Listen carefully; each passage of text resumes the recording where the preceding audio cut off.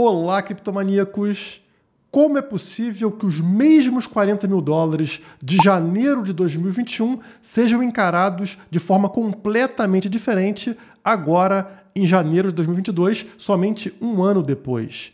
Quem é que define se 40 mil dólares está caro ou está barato? Discutiremos isso e outras coisas logo após a vinheta.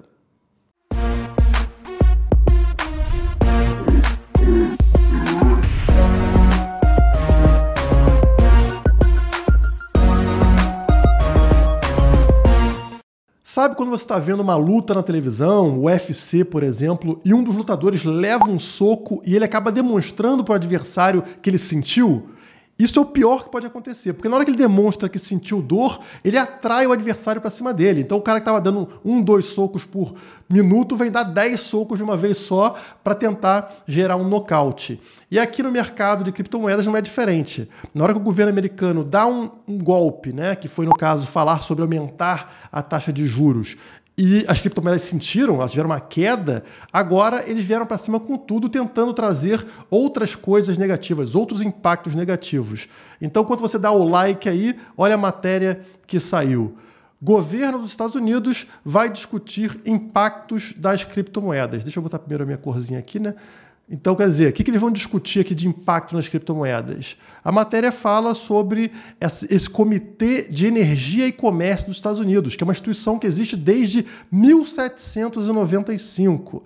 E a ideia desse comitê é falar sobre a mineração do Bitcoin nos Estados Unidos, já que desde que a China baniu a mineração, a maior parte dos mineradores migrou para os Estados Unidos, que hoje é a maior potência de mineração de criptomoedas do mundo. Então, já que agora os Estados Unidos estão no foco, a ideia desse comitê é analisar um possível dano ambiental causado pelo Bitcoin e pelas criptomoedas.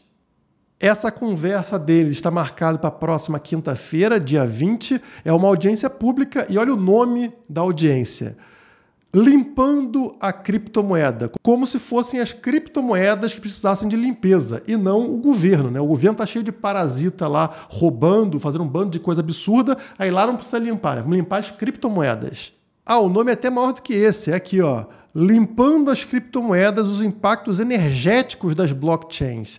O que vocês acham que vai sair dessa maldita audiência? Você acha que vai ser algo positivo? Claro que não. Vou falar mal do Bitcoin, vou falar que o Bitcoin ele tem um impacto energético gigante e é poluente, blá, blá, blá. A gente já sabe isso.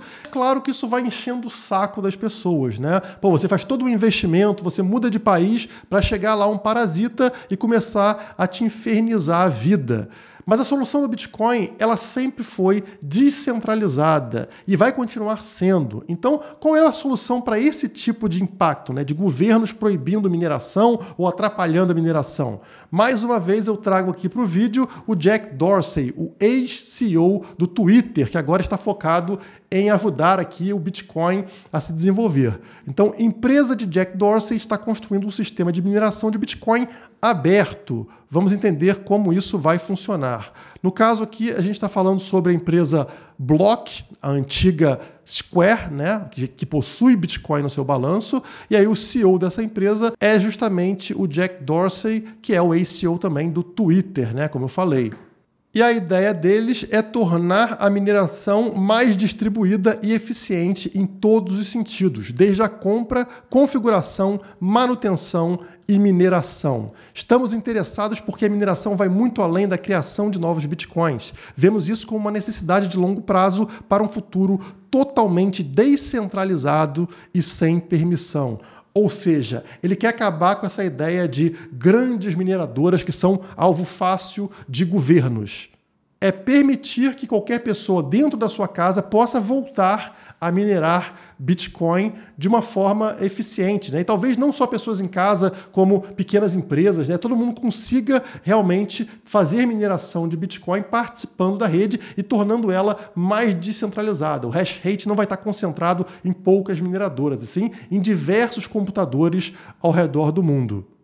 A Block quer tornar a mineração de Bitcoin acessível a qualquer pessoa de suas casas. O novo sistema visa resolver problemas de acesso ao hardware de mineração, confiabilidade, ruído e problemas de consumo de energia. A matéria ainda não detalha como isso vai ser feito, qual é a parte aqui operacional, fala sobre ter novos equipamentos de mineração que sejam mais fáceis, mais baratos, de código aberto, enfim. Qualquer coisa aqui é positiva. O que eu quero mostrar para vocês é que cada vez mais o governo tem menos poder, menos controle, inclusive sobre a mineração de Bitcoin.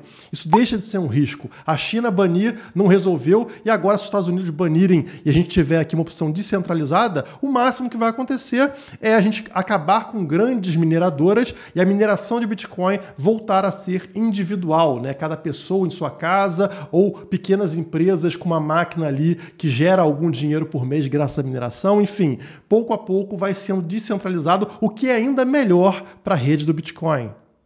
E se o Estado continua tentando atrasar o progresso humano, porque o Estado não produz nada, então para ele tanto faz, aquelas pessoas produtivas, aqueles locais produtivos começam a dar incentivos para quem está ligado ao setor de blockchain. Por quê? Porque é difícil achar profissional. Então aqueles locais que conseguirem atrair mais profissionais desse mercado têm uma grande vantagem, tendem a ser muito mais produtivos. E aí a gente vê esse tipo de coisa aqui.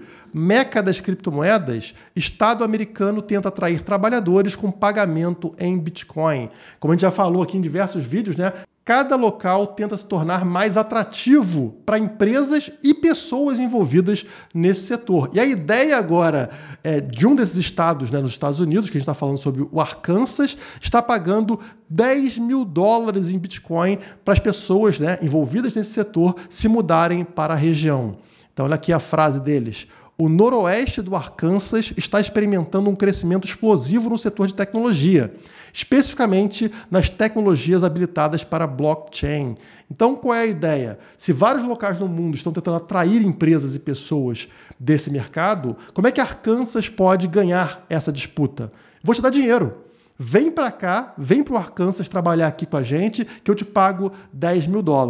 É um belo incentivo e tende a funcionar muito bem. Então, note que antes era somente, né, fazer leis que favoreçam o mercado, coisa e tal. Agora não. Agora eles dão dinheiro para você se mudar para lá. Cada vez eles precisam dar mais incentivos para ganhar nessa disputa. E para quem está curioso em como receber essa grana, a pessoa precisa se mudar para o noroeste do Arkansas, precisa ou alugar uma casa por um ano ou comprar uma casa, tem que ter pelo menos 24 anos de idade e pelo menos 2 anos de experiência de trabalho, no caso aqui no setor de blockchain. Precisa ser cidadão dos Estados Unidos ou ter as credenciais necessárias para trabalhar legalmente no país. Agora eu quero entrar na parte principal do vídeo, que é esse debate sobre o preço do Bitcoin. Quem define se $40 mil está caro ou está barato, né? Como é que é feita essa definição? E essa matéria ajuda a gente a refletir sobre isso.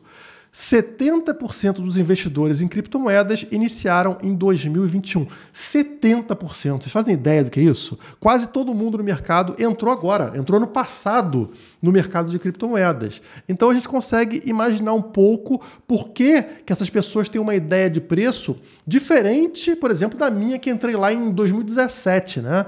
Para mim, o preço do Bitcoin, o preço que eu comprei o Bitcoin pela primeira vez, ele está muito, muito, muito abaixo do patamar atual. Mas para quem entrou ano passado nesse mercado, são pessoas que já compraram num patamar elevado, compraram Bitcoin provavelmente acima dos $40 mil. Então, a sensação de caro e barato minha é completamente diferente da dessas pessoas que entraram no ano passado. E aí a matéria fala sobre isso ter sido uma pesquisa realizada pela exchange Huobi. Apenas 9% dos entrevistados disseram que entraram no mercado de criptomoedas há mais de 4 anos. E por que 4 anos é relevante? Porque é o ciclo do que a gente chama halving, né? Então, a gente divide os ciclos do Bitcoin em 4 anos. A pessoa que não passou por 4 anos, ela não pegou esse ciclo completo, ou seja, um ciclo de alta, depois um ciclo de baixa, o preço desaba, cai, sei lá, 80% e depois volta a subir. Se a pessoa não passou pelo menos 4 anos, ela não entende esse processo todo, ela não ganha essa casca, digamos assim, né, de aguentar uma queda muito forte e depois ver o preço voltar a subir. Aqui eles botam, olha, a quebra da população, né? 12% de todo o mercado entrou há 3 meses ou menos, 29% de 3 a 6 meses, 27% de 6 meses a 1 ano, 21% 1 a 2 anos, 12% de 2 a 4 anos e somente 9% 4 anos ou mais, que é o meu caso, por exemplo, que entrei lá em 2017. E se você me perguntar se eu acho que o Bitcoin é muito arriscado, eu vou dizer que não. Por quê? Porque eu comprei Bitcoin a, sei lá, $1.000, né? Então, $1.000 e hoje ele vale mais de $40 mil, para mim o Bitcoin não tem risco nenhum, risco é o real, né? Porque eu passei por todo esse ciclo de 4 anos. Agora, se você perguntar para essa galerona aqui, 70% que entrou no ano passado, se Bitcoin é arriscado, qual vai ser a resposta? A própria pesquisa diz, né? 42% veem as criptomoedas como muito arriscadas e 34% estão preocupados com a falta de regulamentos abrangentes no setor. Estamos muito no começo, muito no início, né? Bom, e se 70% começaram no ano passado, são essas pessoas, essa grande maioria aqui, que estabelece a base de preço, né? Qual é o preço comum para o mercado. Como eu falei, essas pessoas entraram no preço com um patamar lá em cima, um patamar ao redor aí dos $40 mil, né? Então, para essas pessoas, caro ou barato é baseado no valor que elas compraram Bitcoin, que é completamente diferente do valor que eu comprei, por exemplo. Quando a gente pega esse gráfico aqui, isso fica mais claro. Essa sombra laranja que vocês estão vendo aqui no gráfico de preço, né? O gráfico de preço é essa linha preta subindo, e essa mancha laranja, ela mostra quantos bitcoins estão nas mãos desses short-term holders, ou seja, holders de curto prazo. Quem tem Bitcoin na mão há pouco tempo. E é interessante notar o comportamento desse grupo. Vocês percebem que sempre que a gente tem um pico de preço, como aqui no final de 2017, quando bateu aquela alta histórica dos $20 mil, o que acontece com esses holders de curto prazo? Eles disparam, né? Vários novatos entrando, todo mundo querendo comprar Bitcoin, aí essa mancha vai lá em cima, ó, mais de 6 milhões de Bitcoins nas mãos dessas pessoas, né, desses investidores de curto prazo. Mas basta o preço começar a cair que eles também desaparecem do mercado e aí esse gráfico encontra um fundo aqui ao redor desta linha dos 3 milhões de bitcoins. E leva um bom tempo para os bitcoins que estão nas mãos desses novatos migrarem para novas mãos. E essas novas mãos vão interpretar que barato é baseado nesse valor de compra que eles tiveram, né? Então, por exemplo, aqui em 2017, vocês estão vendo que 6 milhões de bitcoins estavam nas mãos de novatos. Foi quando esse número atingiu esse patamar de 3 milhões de bitcoins, ou seja, metade, né? Que realmente encontrou um fundo e aí o preço voltou a subir. Por que encontrou um fundo? Porque aí muita gente começou a comprar Bitcoin desses novatos em patamares de preços abaixo aqui dos $20 mil, né? $10 mil, $8 mil, $6 mil. Na hora que esse preço alcançou aqui este patamar de $3 mil, essas pessoas que compraram ao longo do caminho interpretavam esse preço como um preço barato e aí acontece uma reversão de preço. Mesma coisa aqui em 2021, quando o preço atingiu aquela alta histórica de $65 mil. Olha a quantidade de novato entrando no mercado, né? 5 milhões de bitcoins nas mãos de novatos. Quando esses novatos começam a se desfazer do Bitcoin, passando para novas mãos, agora o patamar de preço do que é considerado barato para essas pessoas é nesse preço, entre $65 mil e esse fundo em $28 mil. Então a média aqui deve ser ao redor de $40 mil mesmo, né? Mais ou menos a metade do caminho aqui.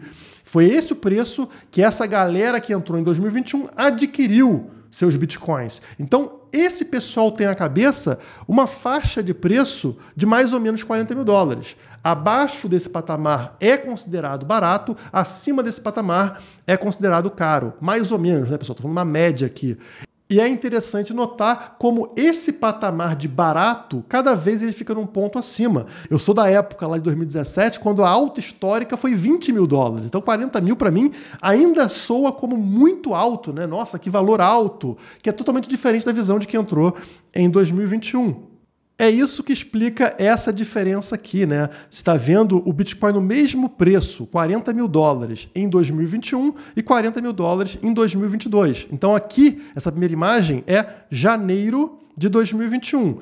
Como que era interpretado pelo mercado o preço de 40 mil dólares? Pô, o pessoal estava super animado, super ganancioso. Ganância extrema, é o que está escrito aqui, tá? E esse mesmo preço em 2022, janeiro de 2022, está no completo oposto. Ele está no medo extremo. Como é possível, em somente um ano, as pessoas mudarem tanto de interpretação com relação ao mesmo preço? Como que é ganância absoluta, né? Mega animação em 2021 e medo total em 2022. Isso acontece porque são mãos diferentes, são investidores diferentes. A galera aqui dessa época de ganância extrema é o pessoal que tinha entrado antes, ou seja, comprou lá em 2020, quando o preço estava muito abaixo disso, estava abaixo de 20 mil dólares, provavelmente. Então a galera, quando viu o preço batendo 40 mil dólares, estava super animada, né? Super empolgada com o Bitcoin.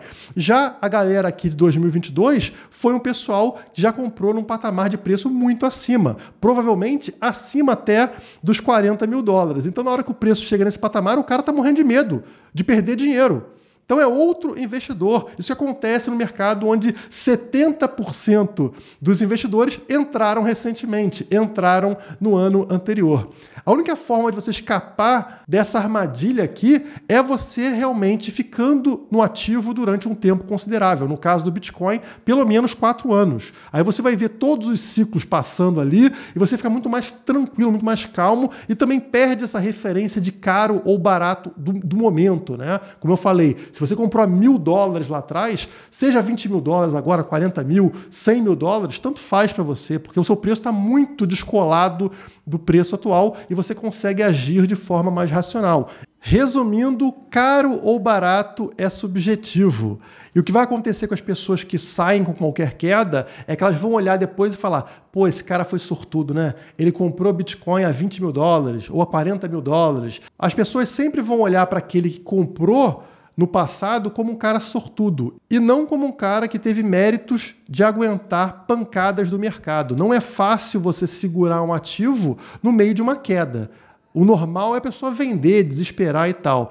Então aquela galera, por exemplo, comprou lá em 20 mil dólares no topo de 2017 e aguentou a pancada até 3 mil dólares sem vender, foi recompensado na frente quando o preço bateu em 65, 69 mil dólares. E aí o novato vai olhar para ele e falar: pô, esse cara é sortudo, né? Ele comprou lá em 20 mil dólares, pô, eu não tive essa oportunidade. E para você? Qual o valor do Bitcoin que você considera baixo? Bota aqui embaixo no comentário o valor que você comprou o Bitcoin pela primeira vez e o valor que você entende como promoção, né? Bitcoin com preço baixo. Por hoje é só, muito obrigado e até a próxima.